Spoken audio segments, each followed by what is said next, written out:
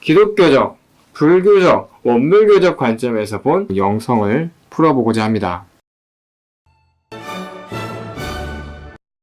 반갑습니다. 유튜브 채널 동글입니다. 지난 시간에는 영성에 대한 일반적인 개념에 대해서 설명을 드렸다면 오늘은 종교적으로 한번 영성을 풀어보고자 합니다. 이 종교적으로 말하는 이 영성의 의미는 일반 영성과는 조금 다른데요.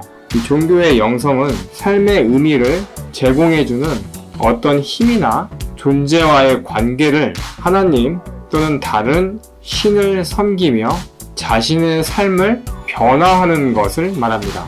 자, 그래서 다양한 종교의 영성을 가지고 이야기해 보도록 할 건데요.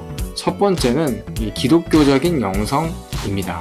역사와 이해가 상당히 깊은 영성입니다. 신학에서도 영성생활, 수덕신학, 신비신학, 신비적 수련, 내면 활동 또는 기독교적인 완전한 신학 등 다양하게 이렇게 불려졌는데 최근에는 영성신학이라는 용어로 많이 쓰인다고 합니다.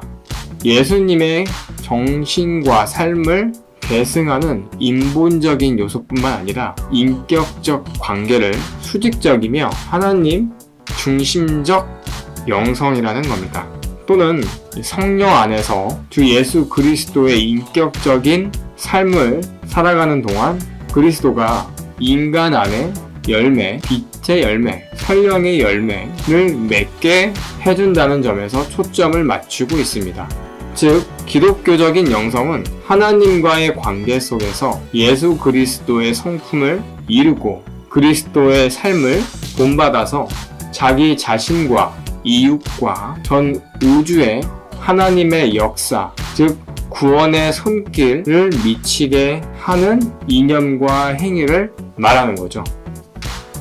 두 번째로 불교의 영성입니다. 불교에서는 조금 낯선 것으로 생각할 수 있습니다. 영성이라고 하는 건 우리 내면에 실제 있는 걸 말하는데 초기의 불교에서는 확고한 실제는 재행무상, 재법무화라 하여서 실제를 인정하지 않았습니다. 그러나 현대사회에 오면서 불성, 즉 모든 인간의 내면에는 부처를 이룰 수 있는 불성이 있다고 말하게 되죠. 또한 열애장이라고도 말합니다. 인간은 번뇌에 덮여서 드러나지 않았으나 본래의 몸 가운데에 이 성품이 내재되어 있음을 말합니다. 즉 불교의 영성은 부처님의 성질로서 불심, 불성, 본래 가지고 있는 깨끗한 마음, 청정한 마음이라고 표현하고 있습니다. 세 번째로 원불교적인 영성입니다. 제가 제일 궁금해하는 부분인데요.